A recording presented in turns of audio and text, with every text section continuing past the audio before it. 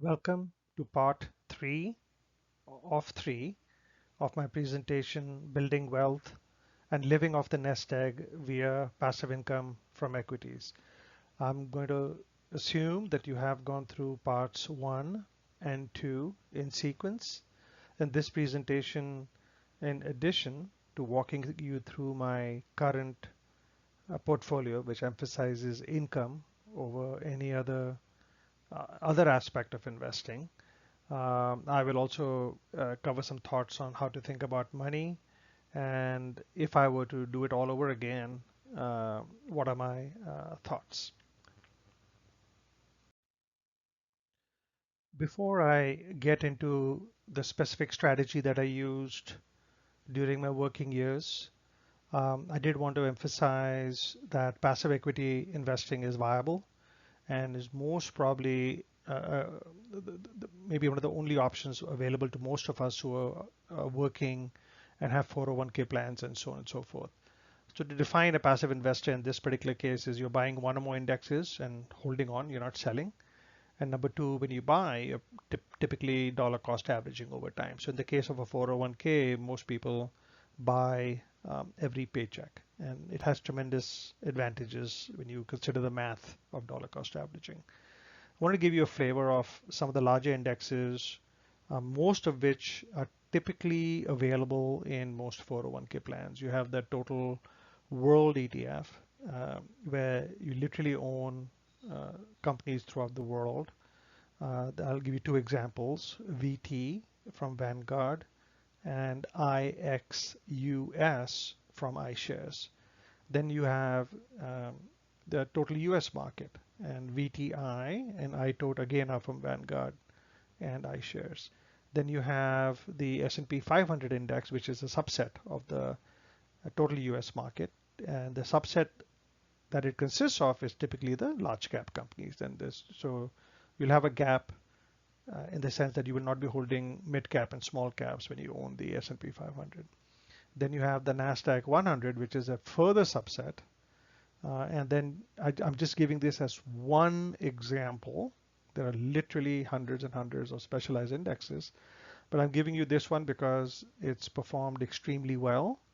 And my hypothesis is that it's done so because of its emphasis on information technology, which quite frankly is the equivalent of the steam engine in the 18th century, right? It just keeps adding to efficiencies within companies, in society, and so on and so forth.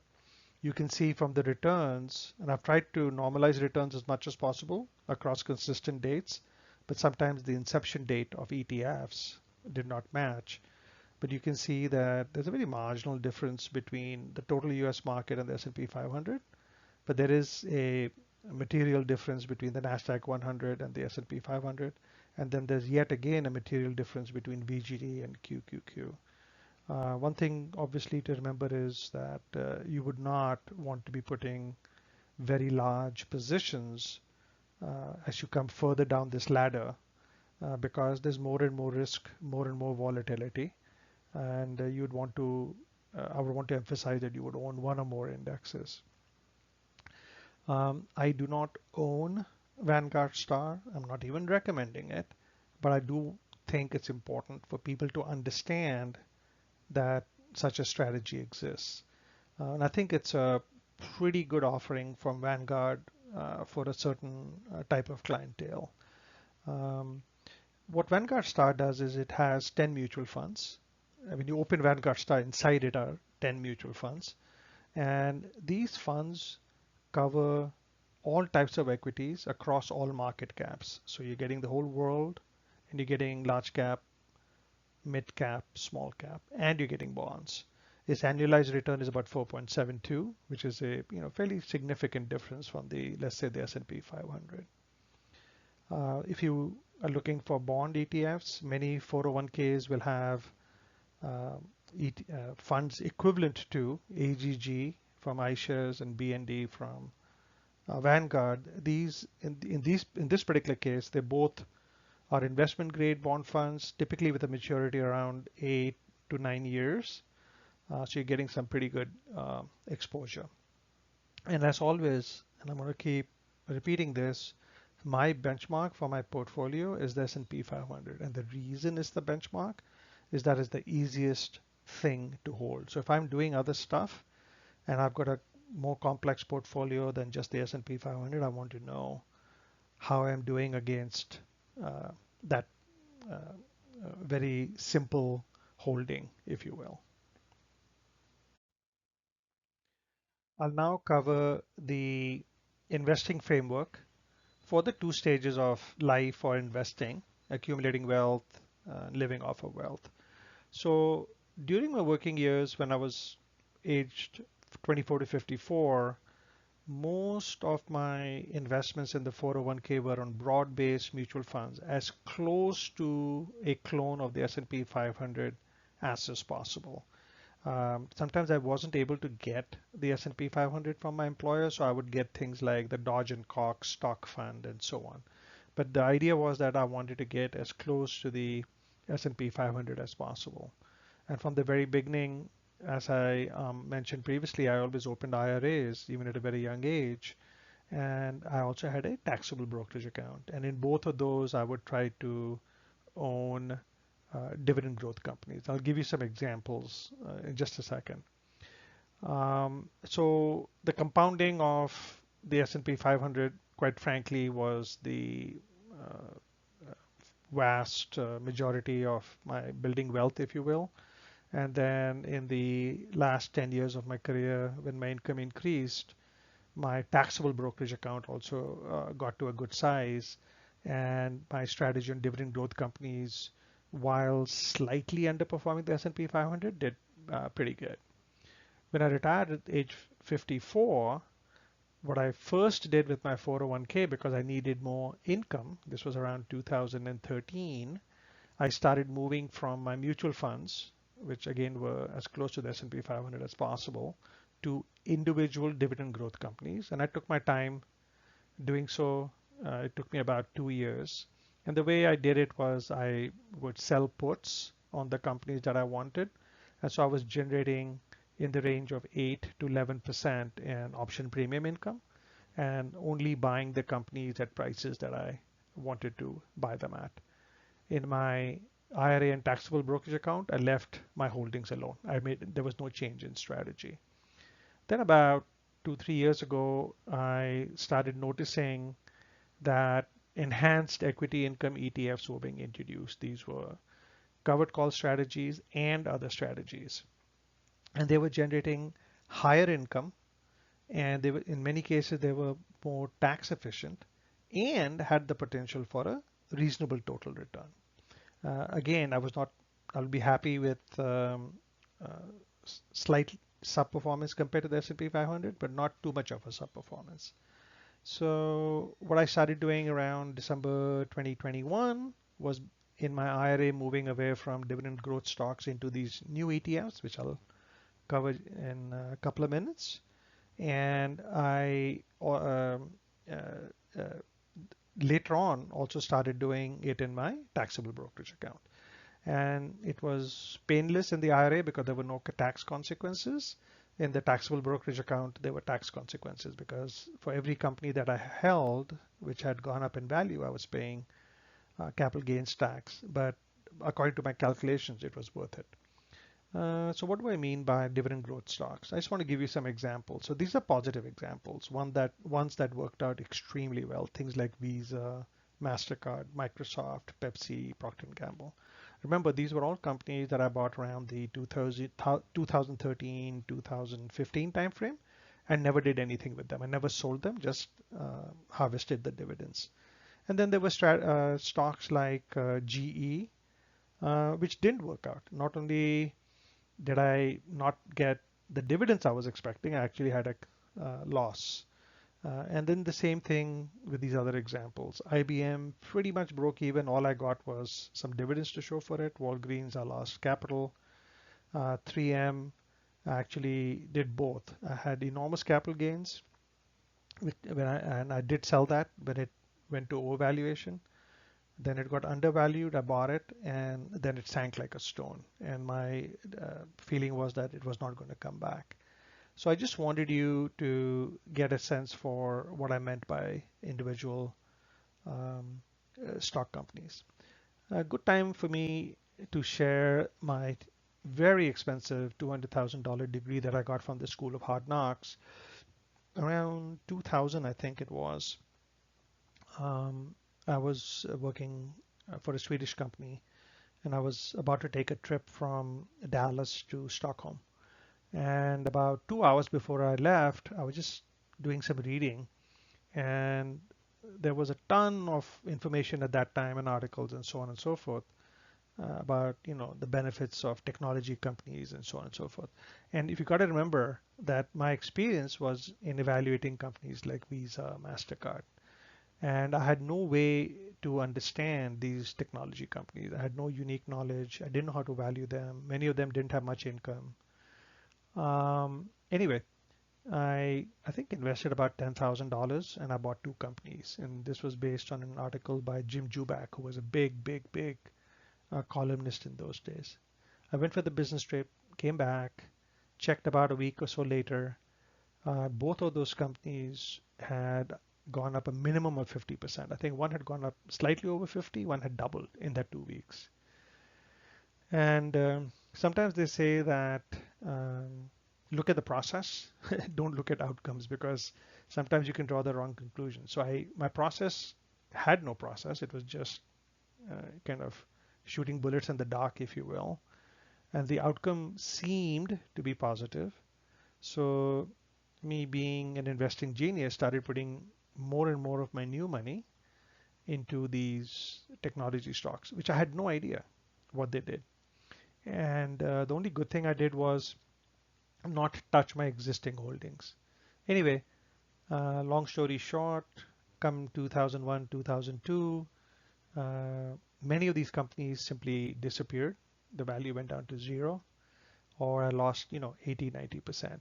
So the good thing about this was that come post 2002, there's not enough power in the world to make me, number one, buy things that I don't understand, and number two, take on risk that I don't understand, and number three, not deviate too much from an expectation of 8 to 12% over the long term with enormous variations and volatility along the way.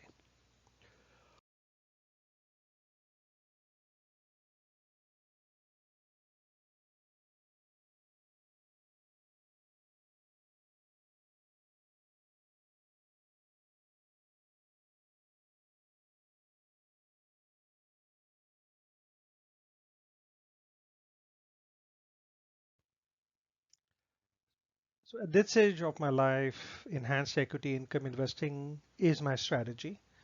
And the way I look at or define EEI is a focus on income from securities, specifically equity. And total return is an important, but it's a secondary consideration. The actual focus is on income to live off of. And EEI has, the way I use it, three components. One is simply buying companies that grow their dividends. That's it. And I'm giving you multiple examples: SCHD, VIG, VYM, DVY. These are all fairly large ETFs, very popular. The one underlined is the only one I own. A second component is where they generate income from an asset. Now, this is the important part, which is based on an index, either the S&P 500, NASDAQ 100, or a custom index. So I own all of the ones that I'm giving as examples here. JEPI, JEPQ, SPYI, QQQI, SPYT, FEPI. Of these, JEPI, SPYI, SPYT are either fully modeled on the S&P 500 or partially, like in the case of JEPI, and in the case of JEPQ, QQQI, they're both based on NASDAQ 100, and FEPI is based on a very custom index that has 15 technology companies in it, and I'll address that in a little bit later. A third component is again generating income, but not necessarily from covered calls. I'll give you two examples, and I own them both. QDPL from Pacer, and what QDPL does is basically leaves 88% of its assets untouched, in the sense that it owns the S&P 500. So it'll move in tandem with the S&P 500 88% of the time. And then the other 12% is spent on buying dividend futures. And it generates about, the QDPL stands for quadruple. So the aim is to generate 4 times the income of the S&P 500. SWAL, from a company that I respect called Simplify, trades on volatility in the equity markets, and it's a specific bet on mean reversion. I'll discuss that more later. And SWAL is the kind of holding where you don't put more than 1% in it, and even though it's been one of my more successful holdings. Enhanced equity income investor is not standard jargon. It's a term I use to describe investors like me who opt for income from equities only. These type of investments are almost certainly going to subperform the S&P 500. And it's one of the reasons is the strategies used. You're giving away some of the gains when you opt for income. And secondly, it's part of the strategy. Income is more important than total return.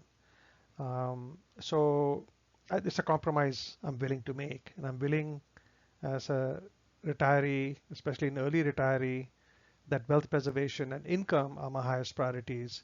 Trying to grow my assets is a secondary consideration. I want to explain a little bit more about how covered call ETFs work and some considerations.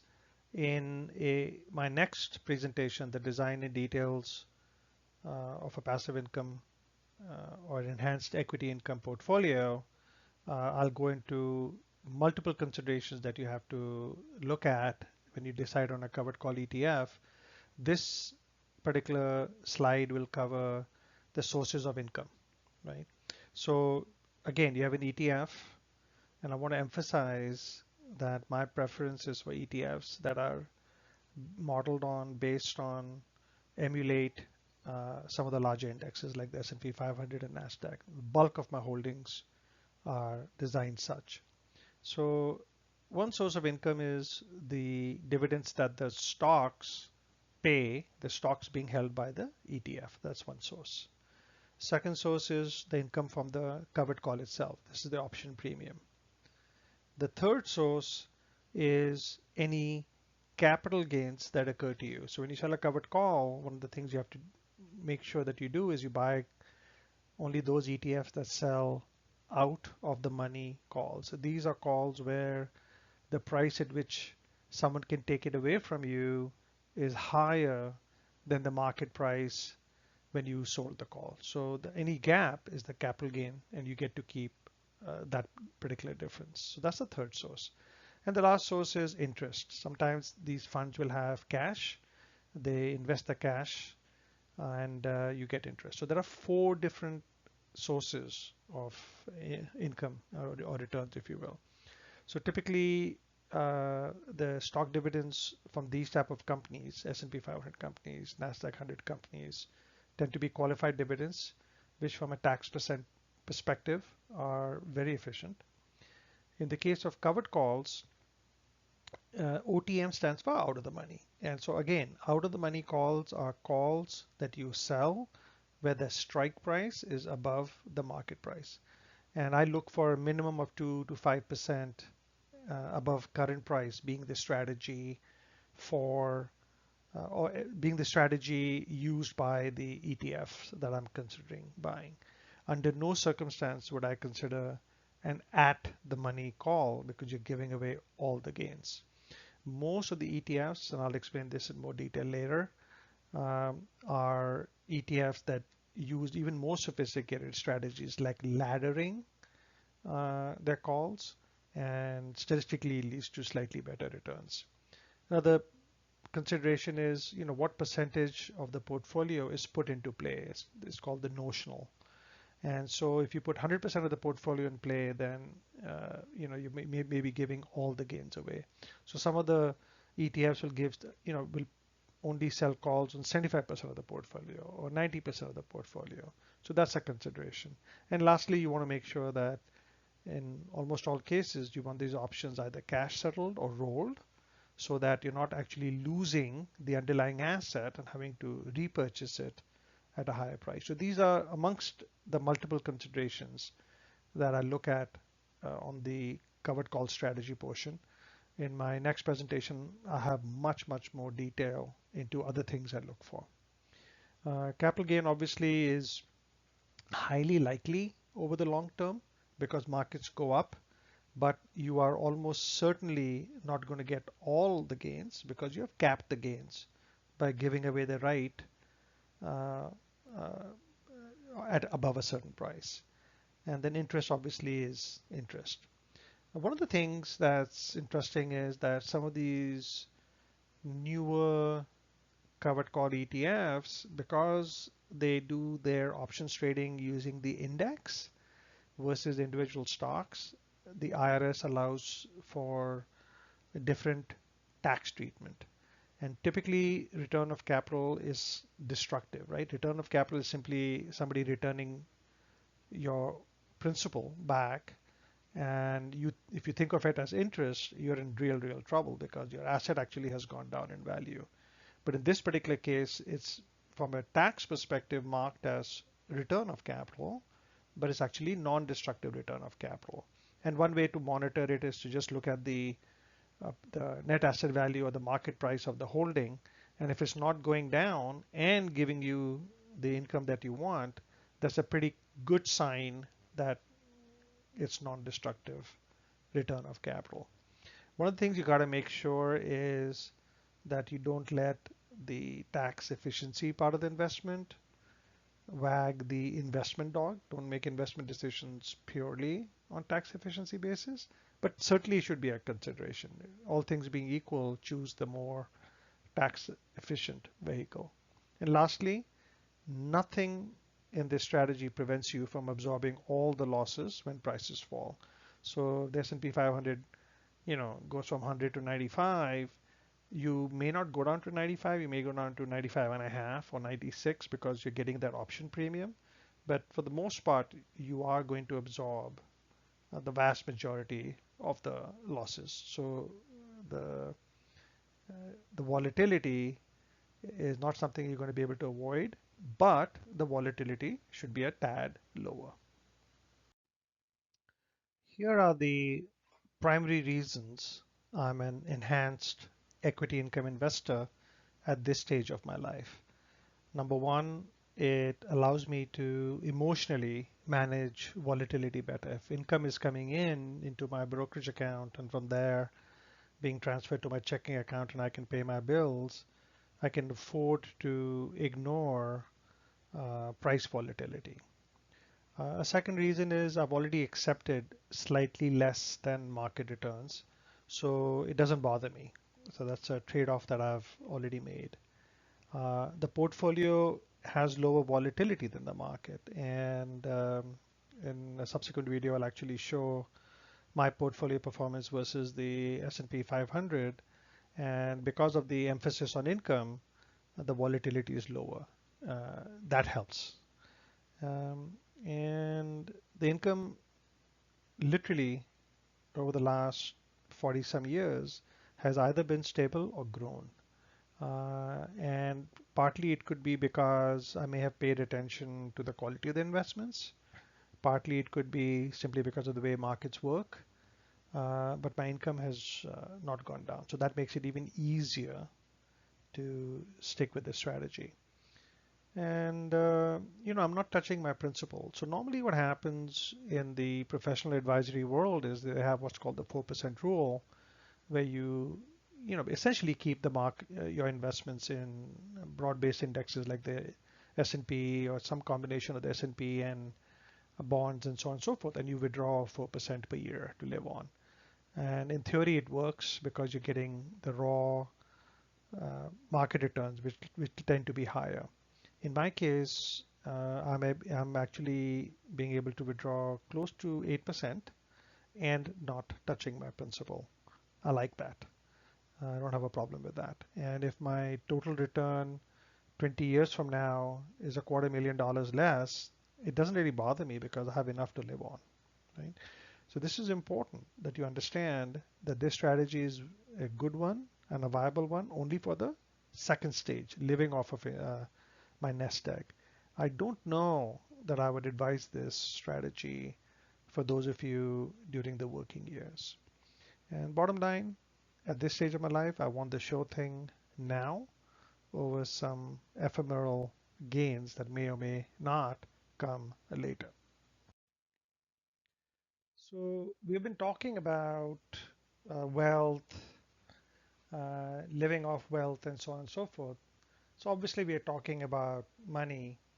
And one of the things that can happen is that you might lose a sense of focus on what money is actually there for. And the two or three concepts that I try to keep for myself as top of mind are what I will discuss now. So first is, remember, money should be a source of comfort, not stress, right? So you want to take a $250,000 nest egg that you have saved over 5 years, 10 years, and you want to create stress, go be greedy and buy one company and see how you feel when that happens versus maybe buying a diversified ETF or maybe 10 companies, right? So and so why do people do the former and not the latter? And it's things like greed, fear of missing out, lack of a strategy, lack of a framework for making investment decisions, and so on and so forth. So a couple of things to keep in mind is that if you're diversified, you will find that money will probably, your savings, your investments, your portfolio will probably be more of a source of comfort than stress. And then if you temper expectations in two different ways, one is, the being willing to live with the 8 to 12% that equity markets give you over the long run. That's one expectation. And the second one is that it's not a straight line, that there will be volatility.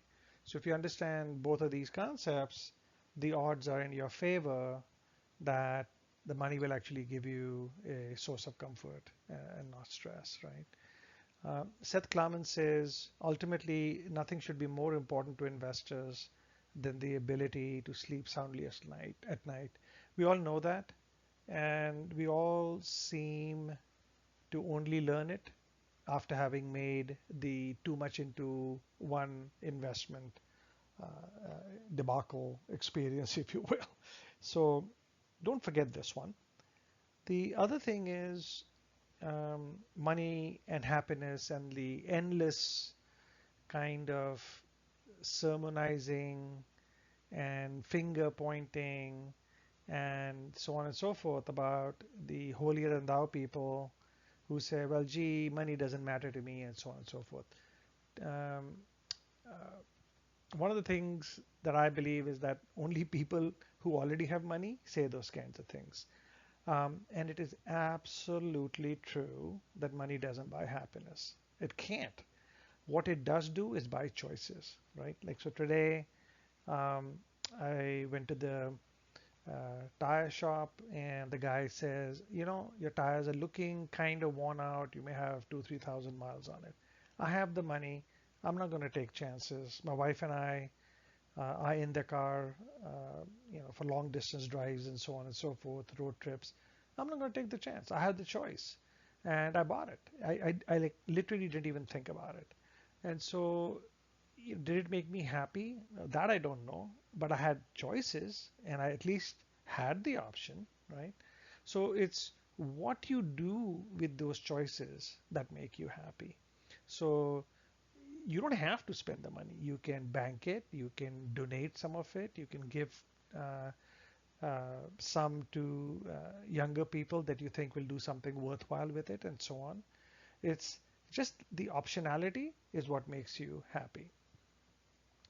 Another thing I'll add in terms of that doesn't buy happiness and buys choices is when you have earned the money, the joy and the pleasure you get from spending it is very, very different in my view versus having inherited it, won it, and things like that. So there is a certain joy that comes from the deprivations, the trial and tribulations, if you will, of accumulating assets, and then having that to draw upon.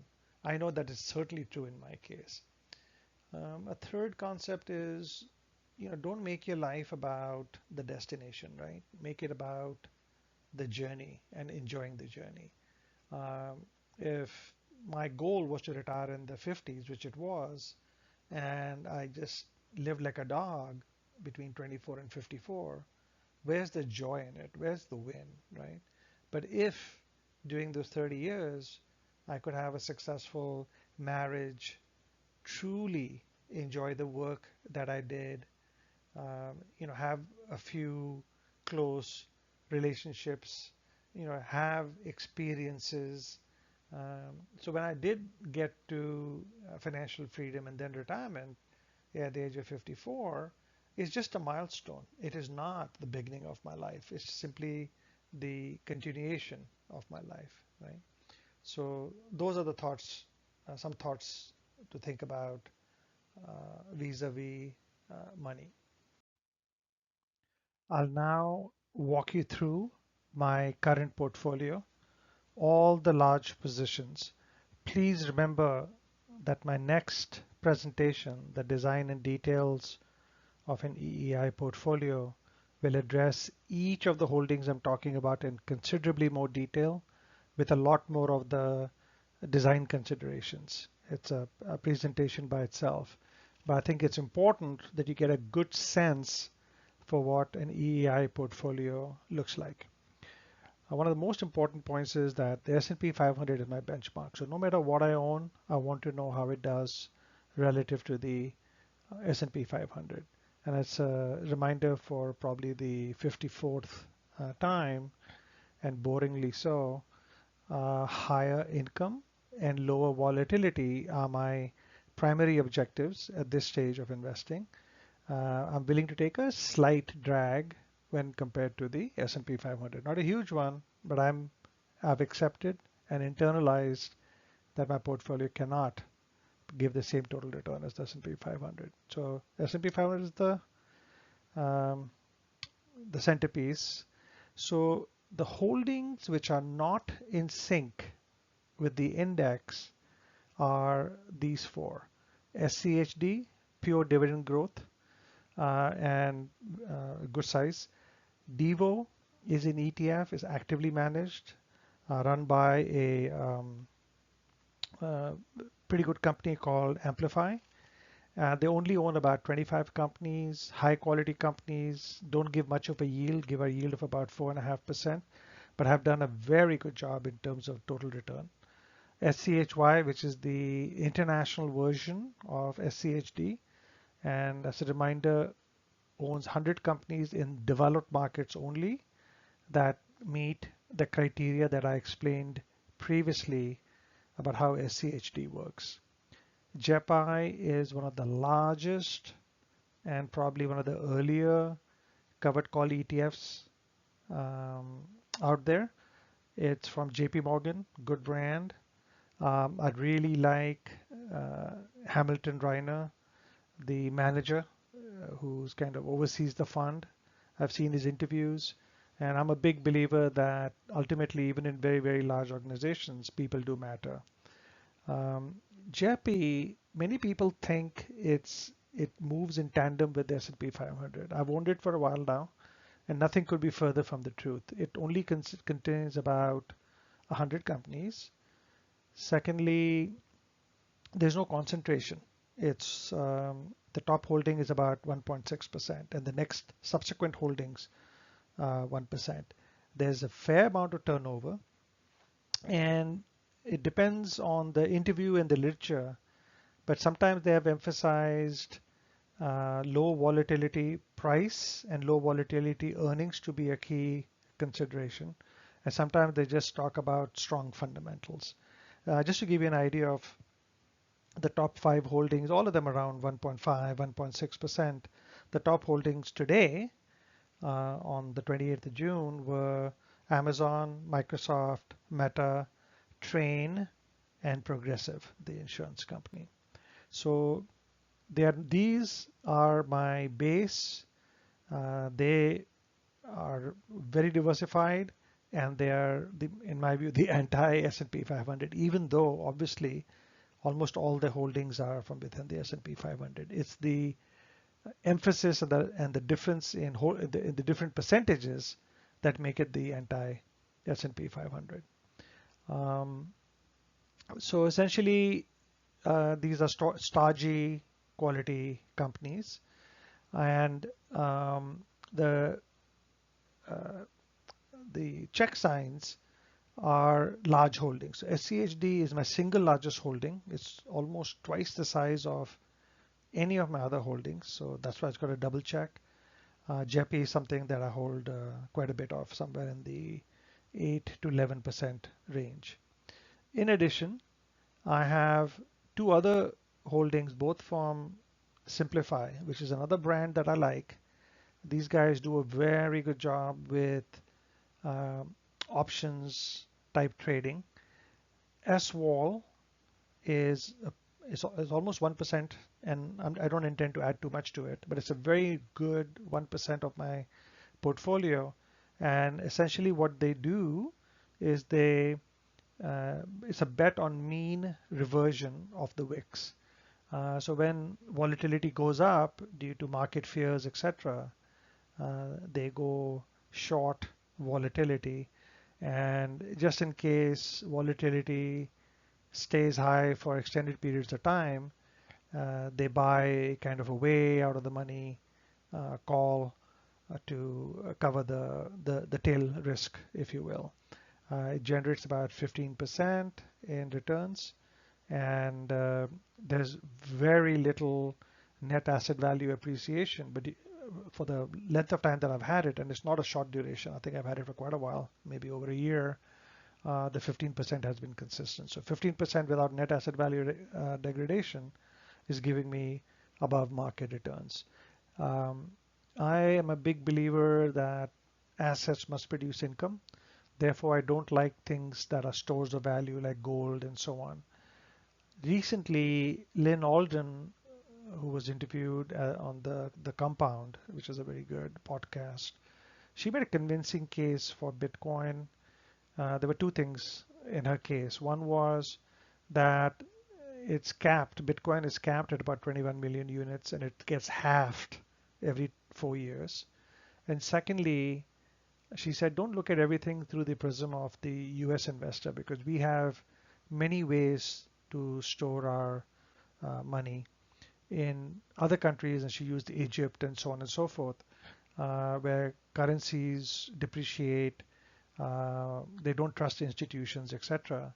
When they do work, when people do work, especially when they're doing transactions across countries and so on and so forth, Bitcoin is the medium of the transaction. So her pitch was that unlike gold and other things, Bitcoin is actually providing value. So I've decided to invest no more than 1%. So I'm building it up. And Maxi has a product where they own Bitcoin via futures, and they generate income by selling option spreads on various ETFs and so on. I have to do a lot more digging to understand the mechanics, but I have a fairly high degree of confidence on Simplify based on my experience with them with this wall. Somewhat in sync with the index are the next few investments that I have. QDPL, which is from Pacer. This is one of the ones I like the most out of these 5, because 88% of the assets are directly held in the S&P 500 index companies, and then 12% they buy futures, in dividend futures, 3 years out. It's a little bit of an inefficient market based on the literature that they have referenced, and that inefficiency accrues to the buyer of the dividend future. So QDPL actually stands for quadruple. So they're trying to kind of get S&P 500 type returns, but with 4 times the income. So that's one that I really like. iSpy is from ProShares. They sell calls daily. So that's a different strategy. Again, out of the money calls. SPYI is from Neos, Neos. It's a company that I respect. They're new. And I've seen interviews with Garrett Paolela. I hope I'm pronouncing it correctly. And again, it's out of the money calls. They use laddering, and their notional is always less than 100%, meaning they don't put the entire portfolio in play. So I'm building my position there.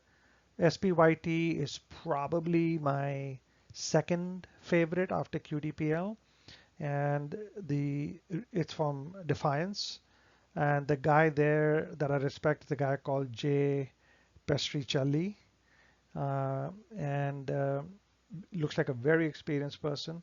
And what SPYT does is it's a call spread. And I love the strategy because what they're doing is selling a call just above market price and then buying a call a bit higher than that. So there's a net income that's generated that they spin off, and you get to participate on those days when markets have spurts. And if you remember from my previous slide, that markets move up, over 20 years, 20 days where it moves up in spurts make up all the difference. So that's the reason I like SPYT and QDPL. XDTE is from a fairly new company called Roundhill. I like Dave Mazza, who's the CEO now. And I've seen his interviews and so on and so forth. And again, it's a daily strategy, slightly different than ISPY. So I'm just hedging there. And these are the check marks tell you the ones where I'm building up pretty good size positions. And by good size, I'm talking somewhere in the range of 2.5, 5, 7.5, even 10%. Like QDPL, for example, will end up being a 10% holding. Then I have NASDAQ 100 based ETFs. And many of them are just the NASDAQ versions, the NASDAQ 100 versions from the same companies compared to the S&P 500 ones. So where you have SPYI, you have QQQI, the same strategy, but on a different index. You have QDTE, which is the NASDAQ version of XDTE, daily options. IQQQ is the daily version of iSpy, and QQQT is the call spread version of SPYT on the NASDAQ 100. JEPQ is worth talking about. JEPQ is again from JP Morgan, and it's their strategy based on the NASDAQ 100. The enormous difference between JEPQ and JEPI is that JEPI only contains 100 companies out of the S&P 500. JEPQ actually has about 90 plus. And when you look at the top holdings, they seem like a mirror image of the NASDAQ 100. So you're definitely getting a play on the NASDAQ 100. JEPQ is the single most profitable holding that I had. I bought it when it first came out, and I saw the interview with Hamilton Reiner, kept adding to it because it worked, and it on my cost is probably yield on cost is probably around 12%, and the net asset value has increased by about 33%. Let's see. FEPI is an even more kind of concentrated, more growthier, more focused, more volatile holding. It's based on a very unique tech index from a company called Solactive, a German company of all places. And FEPI holds 15 technology companies. 8 of them are fixed. 7 of them are the next 7 largest market cap. So you've got all the, the Amazon, the Nvidia, the Netflix, that kind of thing. And they sell calls directly, out of the money calls, directly on the underlying holdings, and they cash settle the options so that they don't keep having to buy the companies over and over again. It's probably in the 2.5% to 5% range in my portfolio, and very quite tax efficient. So the check marks tell you where I'm going to be building up large positions. The X's tell you the tax inefficient ones. So those are the ones I only try to hold in IRA accounts: JEPQ, JEPI, SWAL, and MAXI.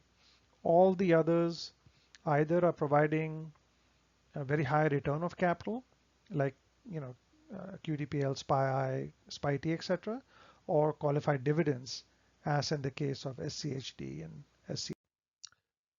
Let me walk you through my portfolio tactics and expectations. And the two topics obviously are directly related. Expectations drive tactics. Each ETF is limited to about a 15% position or lower on the holdings that had check marks on them. Typically 5 to 10% is the norm. And I also have several 1% positions. These 1% positions are usually because either I don't feel like taking too much of a risk, even though the holding is pretty good, like in the case of SWAL, or it's very early and I don't fully grasp the risks and I need to monitor more, like in the case of MAXI, which is the Bitcoin-based ETF. And the chances of me going, quite frankly, beyond 1% on MAXI is slim to none. I always dollar cost average into positions. So every month, if there's any income left over, because I have no other source of income, I have no W-2 income. So if there's any interest or covered call income, I will dollar cost average into positions. I do not try to build up a cash position and wait for a downturn and those kind of things. I monitor for net asset value degradation. It's difficult to overstate the importance of this, because when you invest in income generation from equities, you want to make sure that you're not eating into your principal. So this is key. I make sure that I look at it every week. And it's also the primary reason why I stay away from at the money covered call ETFs. And in my subsequent presentations, I will not only explain the multiple characteristics you have to look at when you purchase covered call ETFs, but I'll also mention ETFs that sell at the money covered calls, which are dangerous to your investing health. The ETFs in the portfolio utilize at least 5 different strategies and are all based on broad indexes. So I do not own or intend to any individual companies. And in every case, my holdings are based on either the S&P 500, NASDAQ 100, or a relatively broad-based index like that held by SCHD or SCHY. Even SWAL is a completely different strategy, but it's based on complete market volatility, right? So it's not based on the health of an individual company. So this gives me a tremendous amount of both diversification and comfort. I map expected performance across market conditions. In my next presentation, the design of a passive income portfolio, I will actually have a chart on where I'll have mapped each holding against these 4 conditions.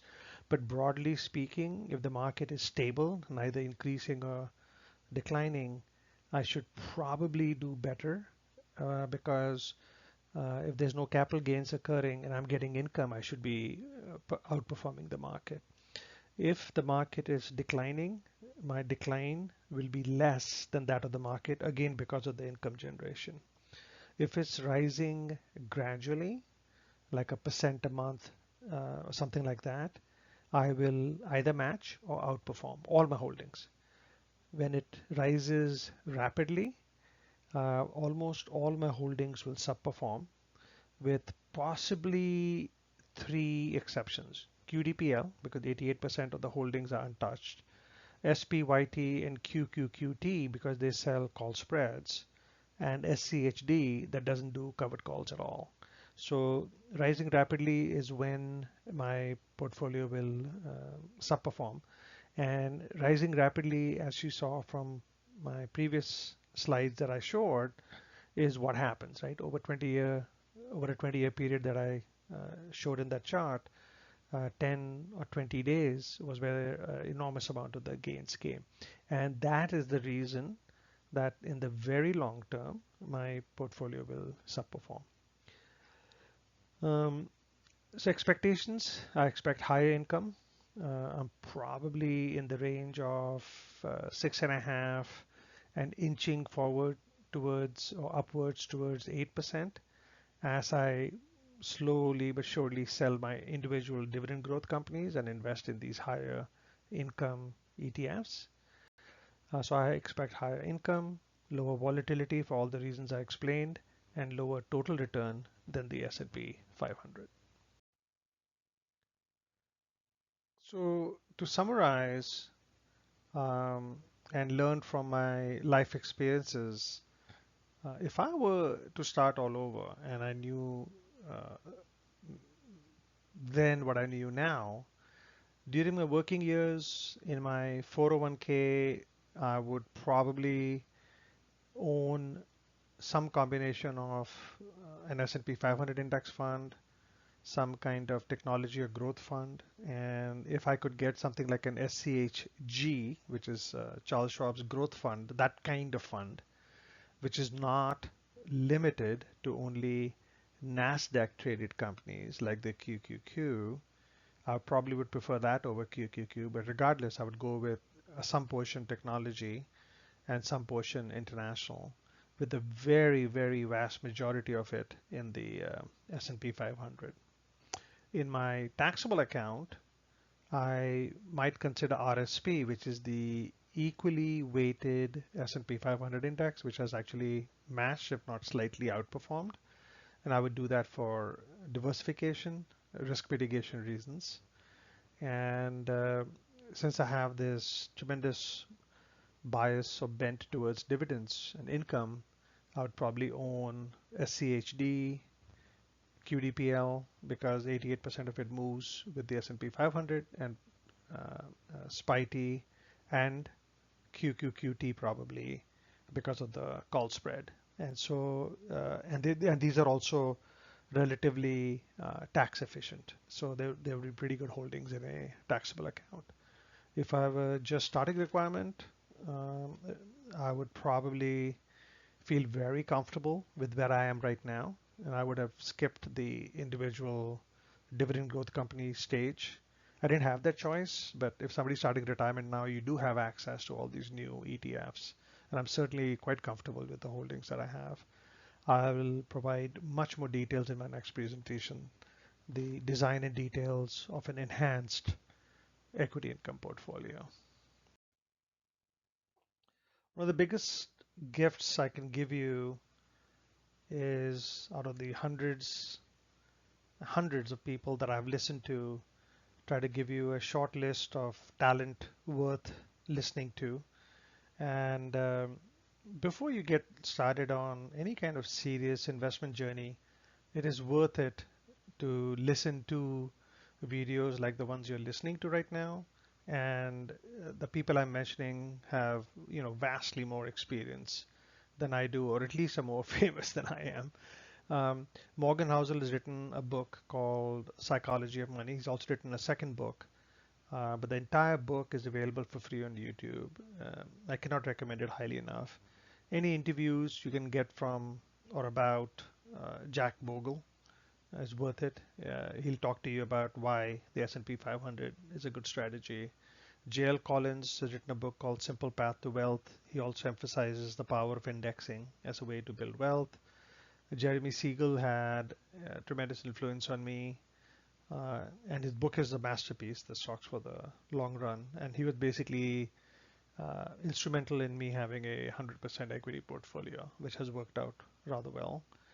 Um, if you want to see how discipline and strategy works for a active manager, you could do much worse than listening to Terry Smith. Listen to any of his talks on available on YouTube, and you'll get a sense for how it's done. Warren Buffett, who I consider my virtual investing mentor, I have learned so much from him, and I'm very grateful. Charlie Bilello has a website, he has a newsletter, and he's got market observations. He even holds virtual seminars for free. Just very knowledgeable, fantastic. I look at his stuff every week. Ashwath Damodaran is a business professor. Look at his stuff, and he's done one masterpiece where he explains how very wealthy investors pay enormous fees to hedge funds and actually do worse than an amateur who buys the S&P 500. Geraldton Weiss wrote a book called Dividends Don't Lie. It was the very first book about investing that I read cover to cover, and she was the person who influenced me on a 30 plus year journey where I bought dividend stocks based on her strategy. And I even used to subscribe to her newsletter for years. Stephen Covey, Seven Habits, and the thing that makes me want to recommend him is his enormous emphasis on taking responsibility for decisions, not to make excuses, be proactive, begin with the end in mind. There's so many things that he says that have influenced me for the better. George Clayson wrote a wonderful book that I had to read as part of a class called The Richest Man in Babylon. And essentially, it's a lesson in compounding told in a wonderful story. Dan Solin wrote a book. It's one of the few books I've kept for over 30 years. The smartest investment book you'll ever read. Again, the power of indexing and why it works. Sam Rowe is a writer and blogger that I've only discovered over the last year or so. You can sign up for his free newsletter. And The Compound is a YouTube channel that's hosted by Josh Brown, or Downtown Josh Brown, as he calls himself, and Michael Blatnick. And they're both very competent, and they take a lot of trouble to get very, very thoughtful, very skilled guests. So it's definitely worth listening to whenever you get a chance. There's a lot of investors and podcasters, etc., who talk about income generation on YouTube. There are three that I've come to respect.